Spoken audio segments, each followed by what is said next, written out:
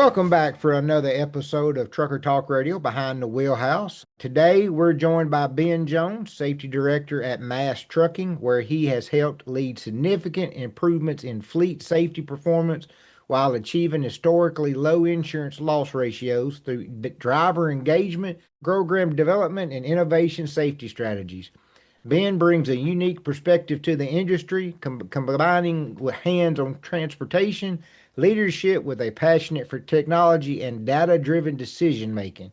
In addition to leading safety initiatives, he has been developing AI-powered predictive risk models that use telematics, HOS data, driver behavior metrics, and operational data to help identify at-risk drivers before those incidents occur. We are honored to have you on today. How you doing today, sir? I'm doing pretty well, thank you.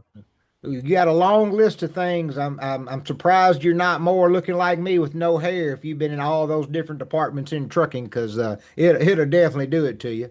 Let's just start in the beginning. What got you into trucking? Was this your first thing of doing, or did it just kind of happen and you got into trucking? Kind of happened for me.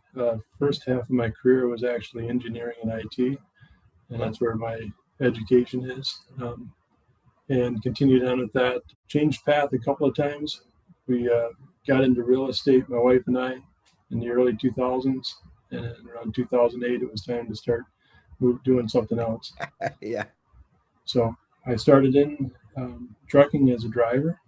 Started out Okay. driving for Werner Enterprises, drove for them for a couple of years. And then home time with Werner was a difficult situation. So I ended up finding a local fleet, spent some time with there, and then grew out of the safety department into the safety department initially from there. I like it when safety people have been in the truck, so they kind of do understand a little bit what's going on with the trucker side and kind of understand, hey, how things work. So that I've always seemed to have better relationships with my safety people with the companies. I used to be an agent, and it seems like the ones that had been a trucker had always kind of understood, hey, this is what's really going on in the real world out here. This is what we need to do to try to help make things better.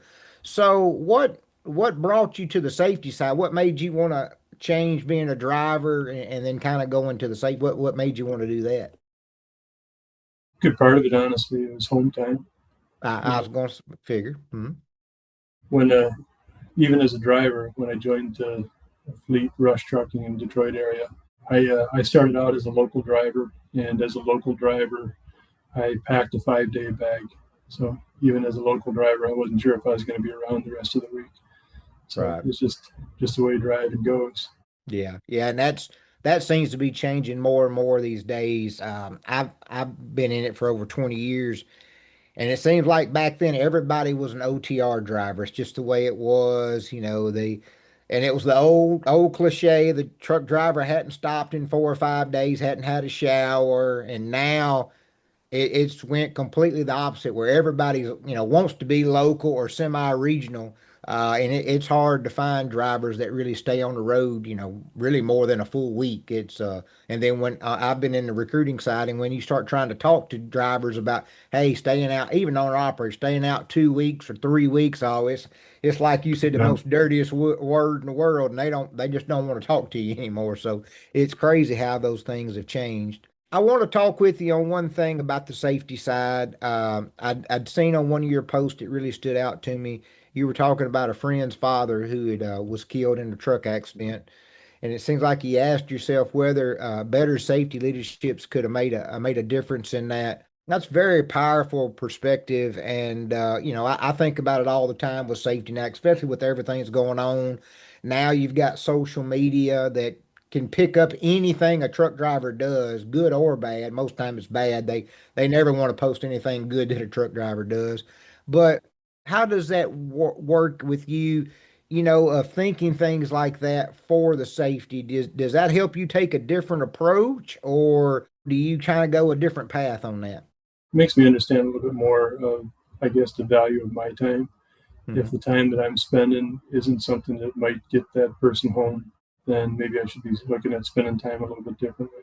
Gotcha, gotcha. So talk about the reefer side of it, because yeah, per se, that's not a safety per se issue, but how important is it that the safety department stays on top of the reefer equipment? if the reefer fails, the driver is not in danger. Right. But it is something that we spend a lot of time with here in the safety department, because if the reefer fails, then it's a claim. So we get involved in, looking at the maintenance schedules on the reefers, making sure that we're addressing the aging fleet of the reefers, making sure that our drivers are well educated in how to properly set stuff. And then, simple stuff like it's not a real instruction unless it's written. You can't take a verbal instruction on changing that reefer setting. So Right. a lot of the basics we go through. Gotcha. Gotcha. Yeah, because that's most of your truck drivers, they want to be the what I call the drive-in guys. They can just back up to a dock and see a red or green light. You can't find any of them that want to be a flatbed driver. And then the reefer Yeah. ones, they like the idea, but then there's a lot of responsibility when it comes to the reefer because you've got to be on top of the maintenance. Plus, you just got to be able to watch your gauges to make sure that, something's not going on in the trailer while you're in the truck because you could start at point A and deliver at point B. And if you're not paying attention, it's ruined product by the time you get there. And then it's a whole nother bag of problems. So let's talk about your AI side of things with your predictive safety scores. I'm very interested in that. Our sponsor here, Ready App, they're a driver verification platform, and they're coming up with what we call a driver's baseball card. And so I'm Okay. very curious to see what you have. So basically, what we're trying to do at Ready App is take not per se all the stuff off the DAC and all that negativity that a lot of times maybe doesn't really deserve to go towards the driver, but it takes a calculation of how long a driver's been somewhere, what the last report or two is of where they had come from, their own time delivery, their own time pickup, and things like that. And then it's a cumulative, average score to try to help drivers because I think drivers have lost their way in a sense, and not in a bad thing. I just think there's so many bad actors out there that the good ones, they're not going to work as hard as they used to because they don't get anything better than the bad driver per se. So they're trying to help the really good driver stand out and come above the cream of the crop to be able to get a nickel more a mile or maybe to get into that really top 10% of their company where they can get the better home time and things. So kind of go through and tell us what your ideal and how you become and how you got started with this predictive safety score.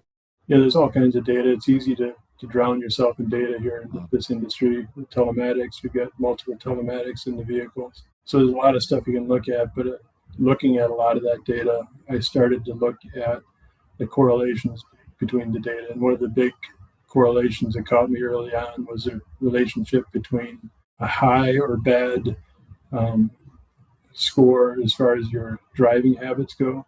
mhm. Accumulating more points in that raises the score that we're using higher, and then correlating that to low MPG ratings. So if we have a target of 10, which we do in this safety score, um, drivers who have 20 or higher in there have an 80% correlation with drivers who are less than 6 miles per gallon or at less than 7 miles per gallon. So I started looking at just those two having a real high correlation and started looking at the rest of our data and what other data can I put in there that's going to strengthen that correlation. And hopefully that'll all push towards a group of drivers that we really should be focusing our time with, which goes back to, I want to make sure my time is focused on the people that are going to hopefully benefit from that and make sure we get people home. Did you come up with this on your own, or did you hear about it and then you've tweaked it? Because it's not, be honest, most safety directors that I know have not tried or even thought about anything like that. They just see a stack of papers or a number of phone calls they've got to make and they make them and try to stay up. They don't try to be preventative, I guess, per se. And you would think they would because it's less work on you, the safety manager, if all this stuff is being, done and but they don't never seem to work like it. So I'm very interested of how you came up with that. Probably like most things, it's not a simple answer on that, but Right. the simplest answer is first off, it's not as far of a drive for me because I started off with data, I started off with engineering and all that mechanical stuff. But then I try to work my way out of a job. Every job I've been into, I try to work my way out of it. So I'm trying to work my way out of the safety job, and I don't Right. think it's going to happen. But it's kind of the holy grail to be able to identify the drivers who are putting themselves at risk, Yeah. themselves and others. And, you know, from some of the experiences I've had on the road talking with other drivers, I know that you don't have to be injured yourself to really be affected by an accident. Right. So we want to make sure that every driver gets home, but I also don't want to have our drivers have to live with something bad because, you know, like the saying goes, he with the most lug nuts wins. So you as a Mhm. driver are most likely to walk away from whatever accident you have.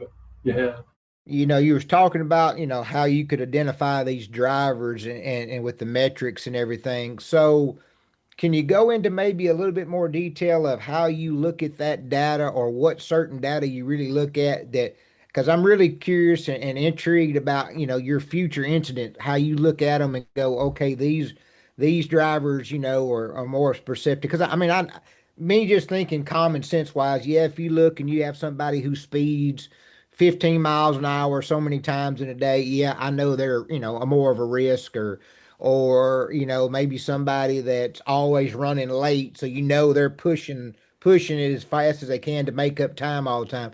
What are the big things that you're looking at that maybe drivers can go back and go, okay, I need to work on these, so then my telematics and all that look better, because at some point everybody's going to have data like this that they use because it's out there, like you said. And the big thing I always say about truck drivers, and it's not a knock on truck drivers, but to me, it's just the truth. Truck drivers go to school to learn how to go forward and barely go backwards. They don't really get taught, in my opinion, the things that need to be taught, like the big time into safety. I always feel like a lot of these trucking schools, they put that burden on you guys, the trucking companies, like, hey, you need to teach them the true safety and how the inner works. Now, every company is a little bit different how they do their safety, but they're not at school long enough, in my opinion, to really make a difference and to go, hey, if you do this, even to save on fuel mileage, like you were talking about, there's things you can do to make your fuel mileage as optimal as possible. But if you don't have Mm-hmm. a, what I always say, a brother, cousin, uncle that works in trucking, no one's going to teach you that. It's just like the good old boy days are kind of gone, where they try to really help each other. So kind of go into a few things that you do look that drivers may could help with that. You've listed off a number of those things, and it's some of the stuff is kind of it's out there. We talk about it a lot, but Mhm. really what I focused on in this project was grabbing those separate different pieces of information and put them together and see how they fit. That's where I got started into the AI on this project. Mhm.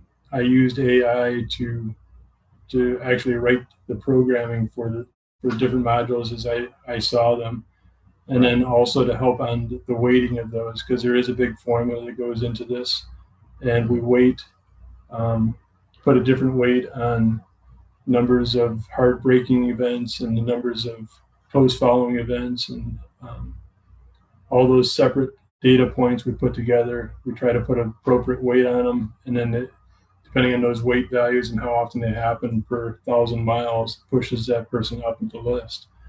Gotcha. So we look at the top 15% of that list is our at-risk list, and we're Mhm. going through trying to focus a little bit extra time on those guys. Let's talk about AI for a minute before I get to my other sections. You're comfortable using it. It's coming. If you're a person who is not involved with AI, wait a minute. It's going to be in your kind of job. I use it quite a bit. I use it more for to make things a little bit more efficient. So what do you think about first AI in your side of trucking, on the office side? And then I'll ask you about AI actually driving the truck. But on the AI side, it seems like from all the people that we talk with here on Trucker Talk, is it's going to take some jobs, of course, but it's mainly going to make jobs more efficient. It's going to make you do your job faster. So you might end up doing two jobs instead of one job, but you're still able to get it done in that time frame because you have the help of AI. And if you're, somebody who's scared of it or don't understand it, the people that, people like, I'm never going to have a job. If you know how to input it and make it do what you want it to do. And it's not easy. Sometimes it's snap of a finger. You can get AI to just to go through and create code or what have you. And then sometimes you really got to prompt it. Those are the people that are going to always have jobs. So first, what do you think about, the office side of what AI is going to do in say the next couple years, you think, with trucking? I think the people who learn how to use it are going to be more productive, like you're saying. This predictive risk model, so far I've been at it about 7 months. It would have taken me another 5 or 6 months at least to do the programming to get to this point. So it saved me half a year to get to where I'm at right now. Productivity is really the key.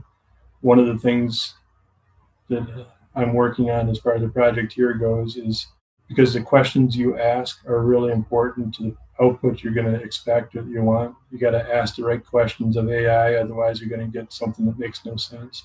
Hmm. So as a start here, you know, our driver managers and planners are good with what they do, but most of them haven't driven truck and they don't understand what a split break is and how to really determine how much time that driver is going to have 2 p.m. tomorrow afternoon. So I'm working out a script that they can use to ask AI as they need to. Here's the driver's hours. Here's where they are right now. And here's the questions you need to ask to AI to tell them to get the answer you want. What's that driver's hours going to be tomorrow at 2? So that's the kind of low level approach that I'm looking at right now as far as AI getting the office. Yeah. And you bring up a good point. Almost every dispatcher that I've ever had work for me never drove a truck. So, there is a lot. I mean, yeah, but truck drivers always get mad at dispatchers. That's the easiest job in the world. Well, it's not completely that easy, but it's a lot easier if you know hours of service, how much time can you drive today. And a lot of dispatchers don't know that. I mean, or they think they do, but they don't know enough or questions or, like certain areas they go into, or like you said with, brakes or any of that stuff. So that's a great idea and a great use. And I think just things like that, the more that it's used, the smarter the AI gets to just make that job easier. I'm not a big fan of AI being the actual dispatcher because I do like I'm a big relationships guy. So I do like, the relationships that you can build. Yeah. And you can't really tell AI, hey, I need to be home on Thursday night. I've got a doctor's appointment that I have to go to on Friday for my blood pressure. That AI is just going to keep sending it to you until it's time. And, the human side will. The problem that I've always noticed with AI, though, and I don't know if you've seen this with your programs, and I use the analogy of a Chinese person, and I don't mean that in a bad way, but I used to live in China, so I feel like I can say it. In China, they build a product, and then they skew away from it a little bit to try to make it better.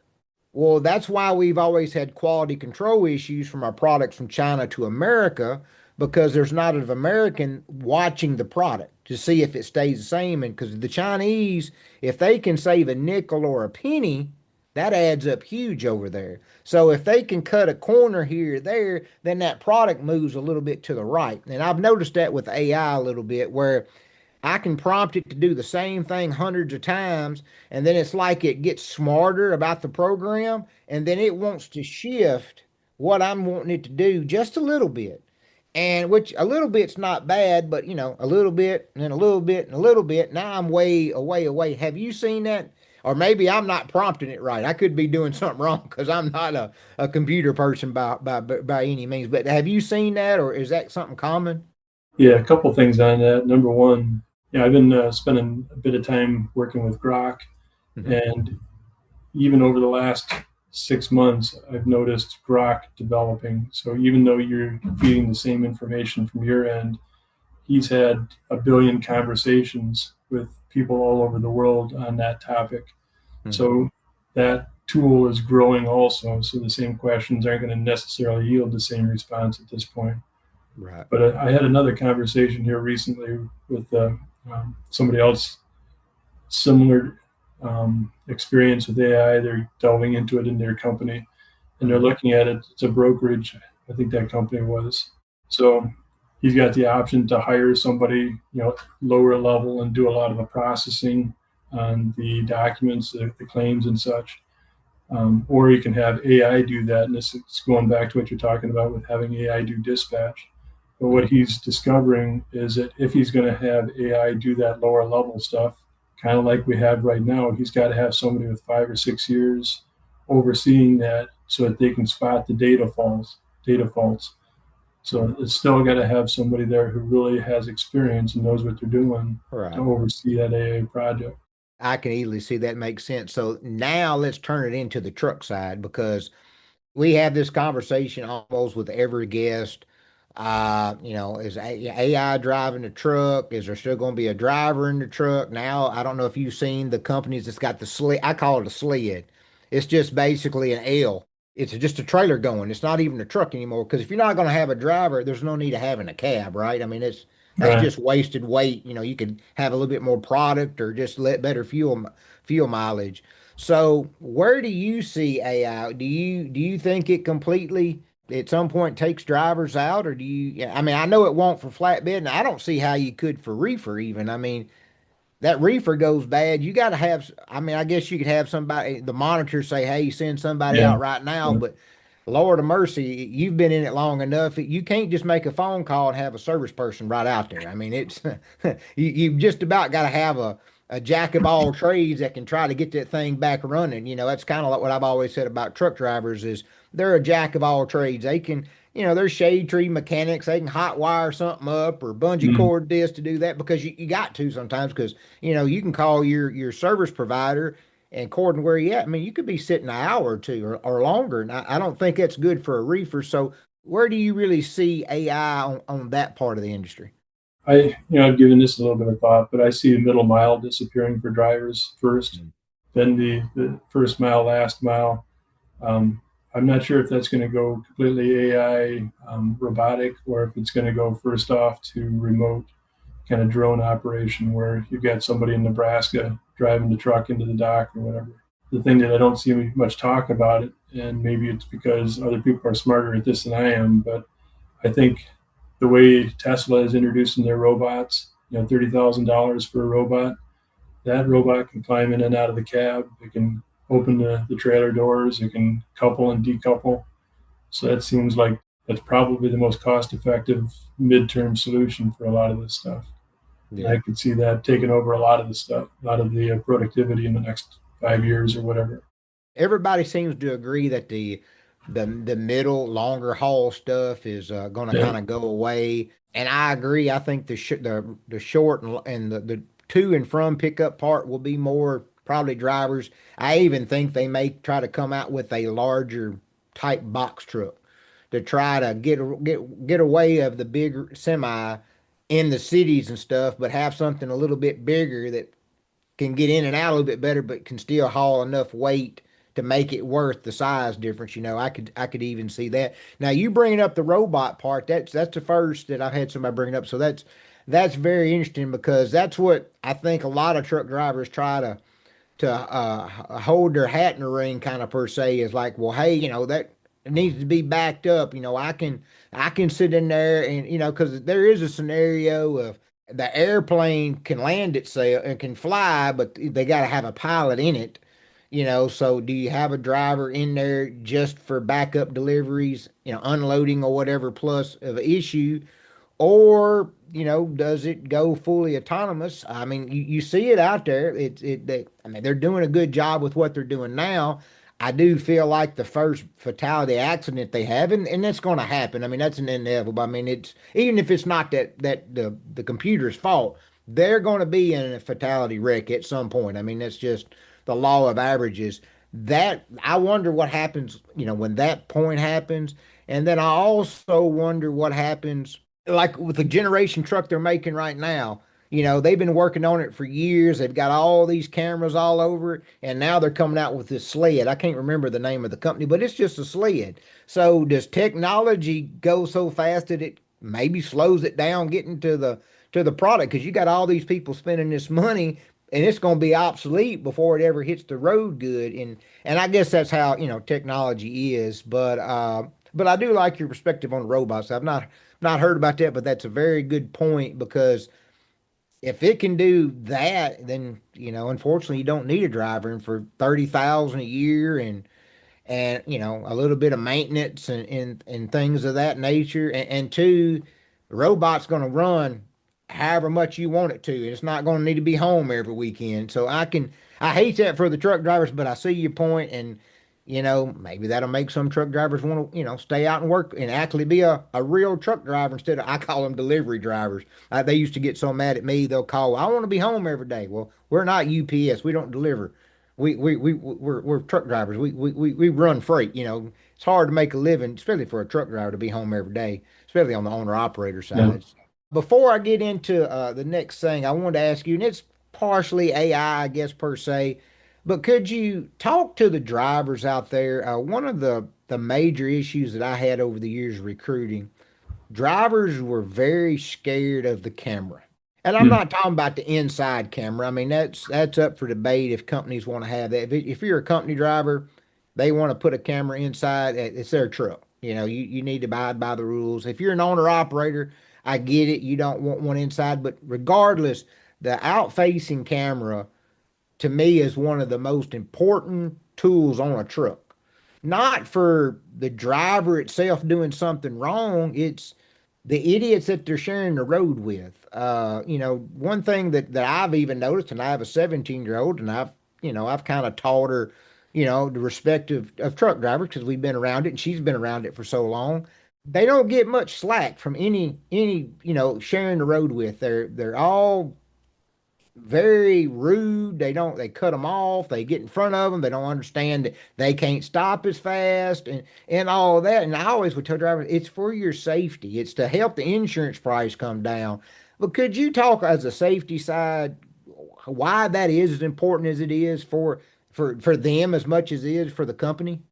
Yeah, a couple things. Number one of the best examples that I had was a few years ago. We had a driver, and it triggered the video. He was going through New York, minding his own business, maintaining his lane, Hmm. and in the camera we saw a red car come up, bounce off of our truck, and hit the Jersey barrier.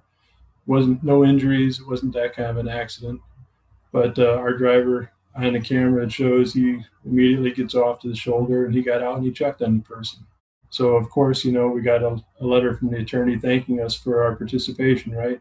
Hmm. No, we got the typical letter. Well, I'm representing this my client, and my client says that you pinched him in between your truck and the Jersey barrier, and we're going to Yep. charge you for injuries and damages. I said, okay. I sent over the video, and I didn't hear anything more from the I bet. situation at all. You realized, that we weren't the big evil truck drivers. We were just Right. somebody that they bounced off.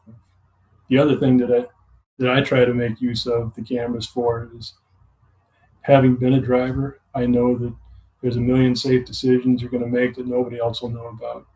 True. So when the camera catches you making a good decision, I try to make a point of it and send out that video to, if you're driving a truck and you do something good, somebody does something dumb around you and you avoid an accident, then Hmm. I'll send you that video. I'll say, thank you, Justin, for doing that. I'll copy your driver manager on it. So your boss knows that you did a great job. So we try to, that's putting money in the bank, so to speak. That's just Right. saying thank you. We recognize that most of what you do isn't going to be caught. That's a good point. That is really a good point. And with the way things are, like I was driving back, I live in West Tennessee, and I was driving back from Chattanooga a couple weekends ago on a U.S. highway, not even interstate. I bet you through a stretch of 10 miles, I seen 45 advertisements on the side of the road with a big Attorneys. truck and a lawyer. Call me if you're in a wreck. Call me if you're in a wreck. And I'm thinking that right there should be enough for somebody as a truck driver want to have a camera because that you just look like dollar signs going down the road to a lot of people, and so that's a very good point.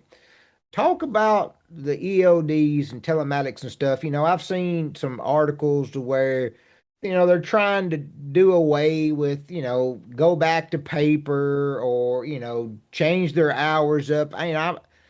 I'm back and forth on not per se them going back off ELDs because I mean they need to be tracked and you gotta be able to check on them. But we're too far into the technology world that we can't keep up with all that data, and that data is important. You've even shown it with your program, and I know there's a lot of manipulation with ELDs, and the government's gotten rid of quite a few ELD companies and things, but could you talk about how a driver really needs to approach that, or the secret to using it correctly. I mean, yeah, the rules, some I think should be changed, maybe for the simple fact if a driver's sitting on the side of interstate for 5 hours or 6 hours and they didn't do the sleeper berth or whatever. And one thing that I've always said is a truck driver might have to be off, for 10 hours. They're not going to sleep the full 10 hours. They're just not. I mean, hell, I don't Yeah. sleep 5 hours a day in my own bed. So if I'm in a truck, I'm sure not going to sleep 10. So, what's the best way for a driver to approach it? Because I think a lot of drivers, they just don't understand it. I mean, I've had drivers that couldn't even understand what even a sleeper berth was or how to, and this might not be the best thing in the world, but if you're sitting at 6:30 in the morning for delivery, keep your truck under 5 miles an hour if you're in the parking lot so it don't come on, and just to keep their hours, right. And so just kind of talk about that a little bit because I think there's a big misconception of drivers and maybe the knowledge or trick to the trade per se. Well, the simple answer is log it as you do it. And that's what I talk with our drivers about. If you do the work, show the work. Now, Mhm. on the other side of that, I also am a proponent of, and I help drivers know how to properly edit their logs. So if Mhm. they um, actually didn't spend an hour and 45 minutes on duty, it only took them 15 minutes to do whatever they're doing, I make sure that they know how to edit out that extra time so that they're conserving their time under 70. Mhm. Maybe it allows them to get a split break in. On that note, I also encourage people not, some people do better at than others, but try not to stack split breaks back, day after day after day, because it's going to wear you out. If you log it as you do it, make sure you're conservative about the time you actually put it on there, but you're accurate about it. Then it gets a lot more simple. We tend to Mhm. cause our own problems on logs. I could see that, and I'll be honest, I don't know of a lot of companies that I've worked with that really have those type of conversations that you're talking about. They just you're stuck with whatever hours. Take your reset, and instead of working them through to teach them, I don't know if they're afraid that they'll take advantage of it, which I know there's always going to be people take advantage of anything, but that's good that you have that approach, and it goes back to the relationship parts that with the drivers. But I don't think drivers really have a problem with someone being smarter than them and teaching them like, hey, this is how you take that away to fix this. But we're staying compliant, we're staying legal, but this is what you do because like you said, 30 minutes, 45 minutes, that adds up on a 70-hour clock. That might be the difference of you getting extra load that week. That make the difference of you actually making it home on the weekend. I think that's a problem with the industry a lot. Is I just think a lot of people, not saying it's per safety people, but just people that's behind the desk and stuff on the truck and transportation side, they have a bad interaction with the driver.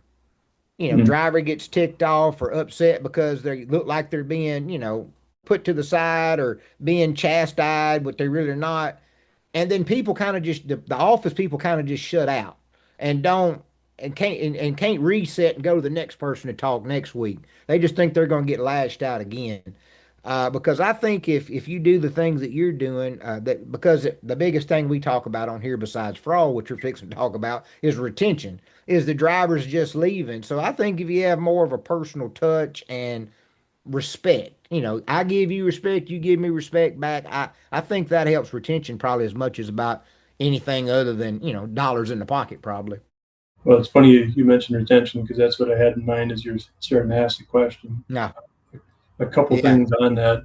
There aren't many people that I've had work for me that I haven't put in a truck with the driver. If they don't come from the trucking industry, and I try to at least send them out for a day with the driver so they understand what a day in the life of a driver is. So they're not just sitting at their desk talking on the phone, you should be doing this, you should be doing that, without having Mm. seen what's going on. It's not a big investment, but it is an investment on the company standpoint. Yeah. The other part of that, on retention, there's compliance. I want to make sure that they're compliant. Mm. I know what it's like to be an hour and a half away from home after being out for 2 weeks and not being able to make it that extra hour and a half because Mm. my logs won't let me do it. Right. So that's not a comfortable thing. Your family's home an hour and a half away and you're sitting in the truck, some truck stop. Mm. So I want them to conserve their time. I want them to be productive. But also, one of the reports that I had run when I was at Rush Trucking, on the retention side, every week I asked for every driver who earned less than a certain threshold. And if they're not earning at least that threshold, they're going to be looking. They've Mhm. got bills to pay. So I try to make sure that they're as productive as they can. And in one shuttle operation, for instance, if I could work with the driver and I could get them to making 3 trips a day rather than 2, then that was the difference between they're going to be happy and stay around or they're going to be looking for something else. So a lot of that is just education, spending time with the driver, helping them to work through that. Yeah, absolutely. And I can tell that if you wouldn't even have told me at the beginning of this episode that you were a truck driver, just your thought process, I think makes safety an easier department and because what you just said about putting other people in the truck for a day, that's got to make a huge difference because it's the only way you learn about it. And truck drivers go through so much, and like you said, they never get seen when they do something right. Hardly, they don't get that pat on the back. And for people to understand what they go through, people go, "Oh, they just sit behind a truck and drive." Well, it's not as easy as me and you in a car. People in a car, they're not trying to, zigzag around you because you're going 55 right up beside the other truck going up a 2-lane interstate, and you got everything blocked off and you can't help it. You committed to make that pass and you just didn't have enough oomph to get up the hill. And so you got to ride there for a minute. And of course, people don't understand. So, and then with the dealings of, dealing with somebody bad at the delivery or pickup who's, treating them bad Mm. or chewing them out for being late when it wasn't their fault. It was how it was the load was set up, and they just got there when they could. So that's a great point, and applauding your company to invest that little bit of money for a day or two of the because I do think that makes the relationships so much better, and then it helps retention by far, I would think. So, I just want to talk with you about the main thing that's going on these days. The conversation in transportation right now is fraud, fraud, fraud, fraud. If it's identity, cargo, double brokering, or just the non-domicile CDLs, that Mm. stuff is in the news daily. How does that type of or any of that certain fraud, impact your safety and operational stuff? Yeah, we do brokerage. We have brokerage activities here, like a lot of carriers do, both asset and the brokerage side. When we take a load from a broker, it's additional time on each load because we often are having to prove that we're a real company and that we have real drivers and real equipment. Hmm. We try to provide as little of information about the driver as we can, try to shield the driver's information. So when they ask for a CDL, for instance, to prove it's a real driver, we redact a lot of that information off the CDL. There's no reason for them to have driver's home address and all the rest, just Hmm. enough so that they understand it's a real driver. So that kind of stuff. And we've got to use additional tools to show that we've got an actual digital footprint. We're actually running loads. There's a Hmm. lot of other data that we've got to be cognizant of to get the loads, get the work. And the same is true, we do the same thing when we broker stuff out. We got to go through all those. So there's a bunch of additional time being added through that process to try to prevent yourself being the person that's been scammed on it. Right. Yeah, and it seems like that gets compounded daily of more stuff that you got to do to be compliant or to stand out from the bad actors. And so one of the things that our sponsor Ready App is doing is, they're like I was saying earlier, they're a verification platform. But one of the things that they're doing now is helping companies that have, that does brokering or even carriers that just have drivers of setting up a roster where it's combined with the broker and the drivers are the ones that share their information. So it saves the carrier a lot of time of having to go through all those documents, and the documents are all owned by the driver, of course, and they have it in what we call a driver's passport. So then that passport, they have their CDL medical card, physical paperwork, they can have accident reports in there, pictures of the truck. So they're able to share that information directly with the broker, and then the broker goes to say your page within Ready App, and they can look to see if that driver's an active driver on the roster. And one of the reasons why they created that also is just for an example. Let's say that you fire John Smith and he doesn't send in his ELD, he doesn't send in his fuel card, he doesn't send anything back, his stickers on the side of his truck or whatever. And then 6 months later, you find out he's still driving with all that on the side of his truck because no one's checked it. There's not much y'all can do unless you physically find him and rip the stuff off the side of the truck.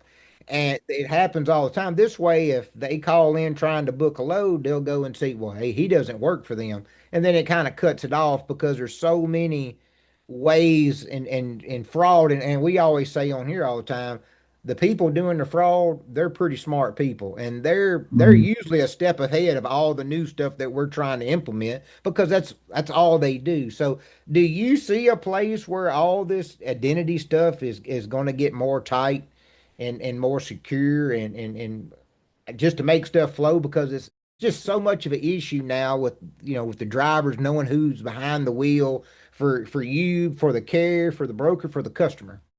Yeah, yeah, I just made some notes here. I'm going to spend a little more time on Ready app and see Yeah, how that applies to us.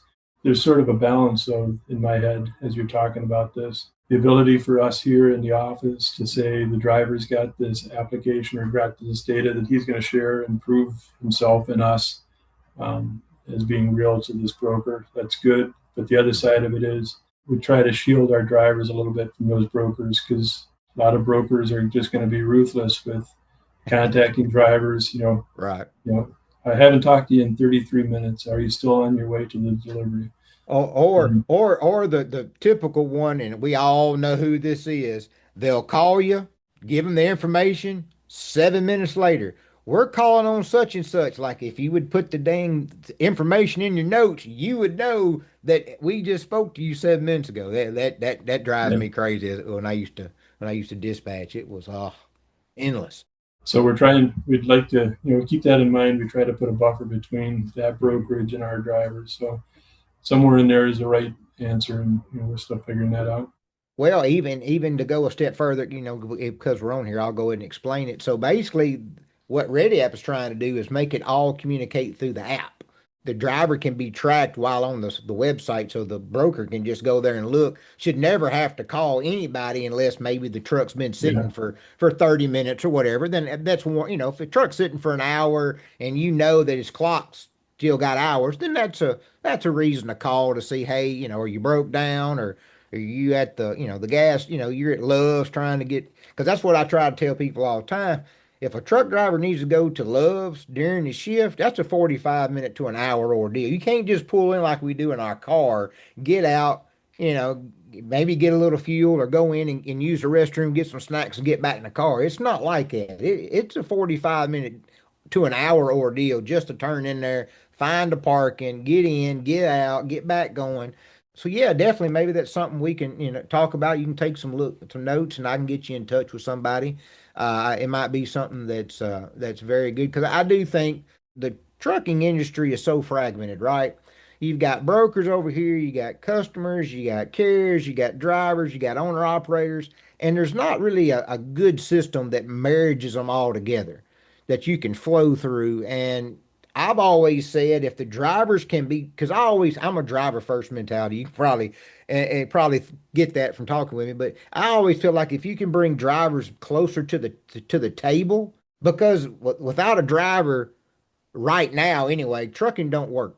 Now that might mhm. change in 5 years with autonomous trucks coming more, but right now, in my opinion, the driver's more important than the truck because the truck can't run itself right now. And the drivers are in such, they hadn't really ever had a pay raise. The rates aren't no different than what they used to be, for the driver per mile, not enough to make a difference. Owner operators, unless they're really go-getters, it's a tough struggle to make a decent living, especially if you got a higher truck payment and all this.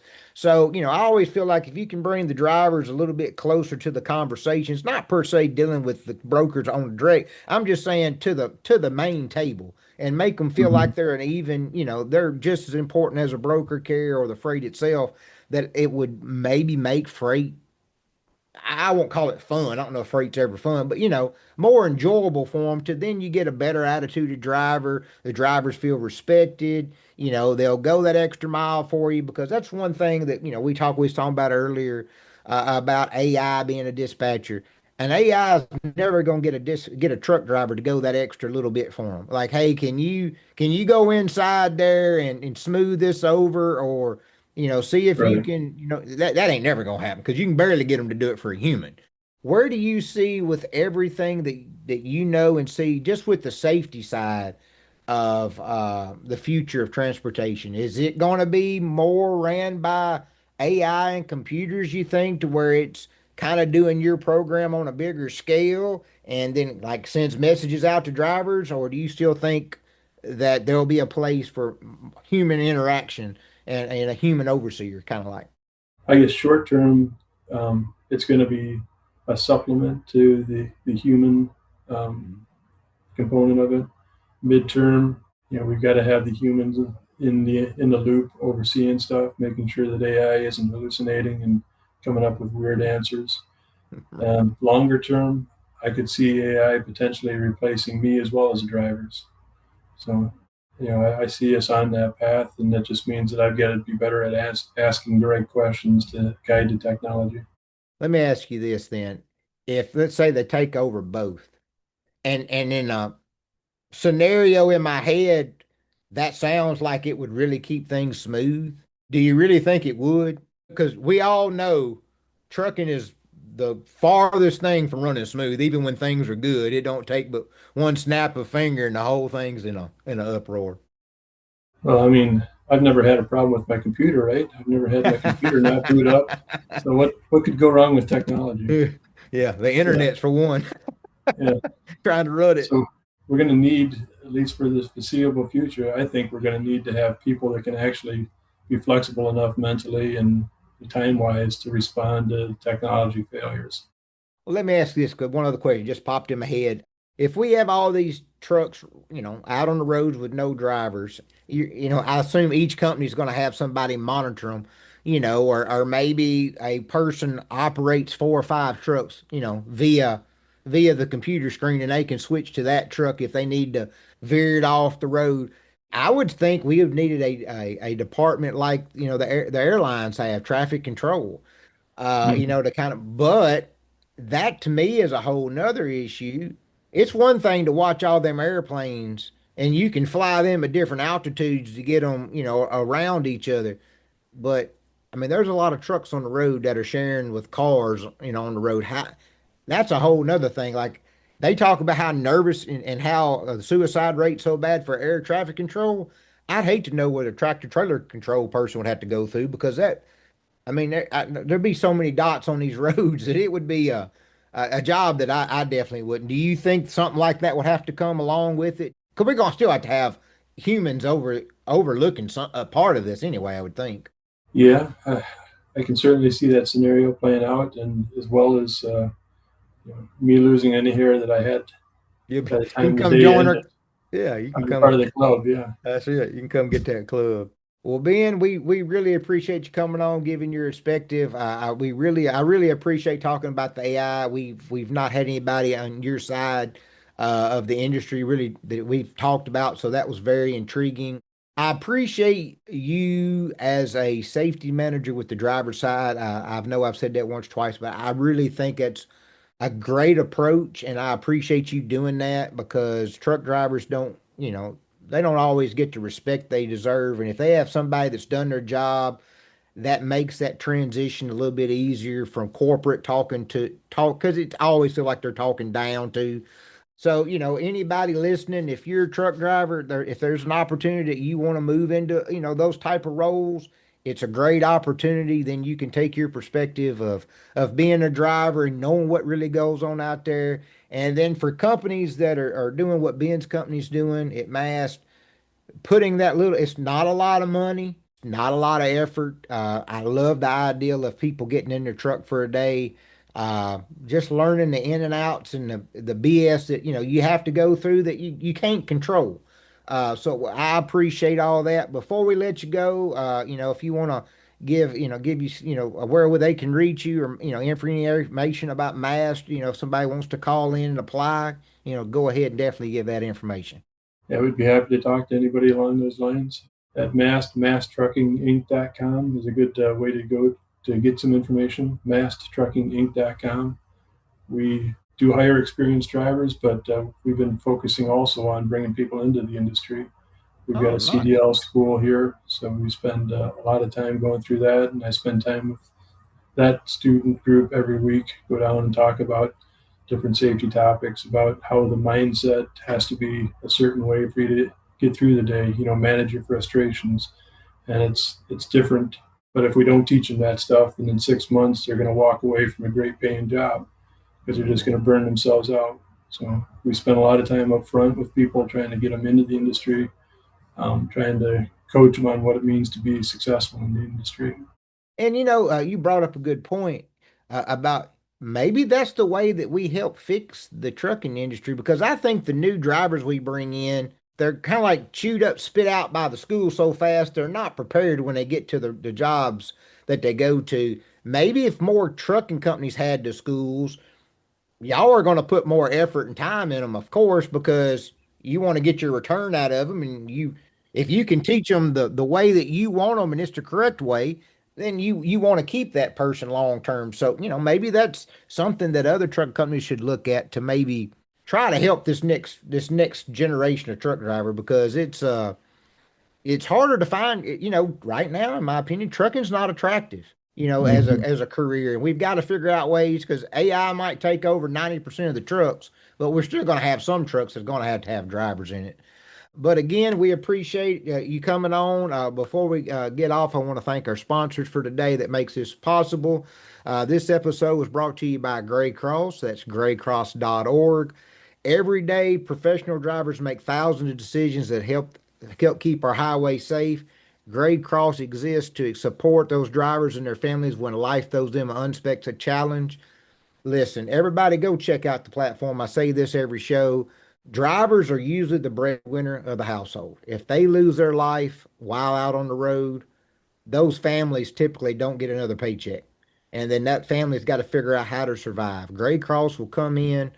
They will, help with financial money. They'll help with burial, emergency money, bring food, whatever that family needs to try to help. I mean, the easiest way I can explain how important a truck driver is to you. Look around your surroundings within 3 foot circle of yourself. There's something in that 3 foot circle that a truck is delivered on it for you to have. I mean, it's just that simple. So if you can go in, donate $1, $5, $10, or even just share the platform to get the word out, it's a great cause. So go check that out again. That's graycross.org. And then, of course, our main sponsor, of course, is ReadyApp. ReadyApp is helping build more trusted transportation industries through verified driver profiles, digital onboarding, credential management, and professional visible tools. Drivers can securely maintain their CDL information, endorsements, certifications, work history, onboarding documents all in one place. They can share any of that with anyone, DOT, onboarding, safety, a broker with one click of a button. And then for carriers and recruiters and industry partners, ReadyApp helps improve efficiency, reduces paperwork, and creates greater confidence through the verification and transportation. Go check that out, drivers, brokers, carriers. It's a great platform. It's ready-app.com. Again, everyone, we appreciate you tuning in. Go like or share. Check us out on YouTube, TikTok, Facebook, iHeartRadio, Spotify. And again, Ben, we appreciate your time today, and we'll look forward to seeing everybody again on Trucker Talk Radio. Everybody have a good evening. Thank you.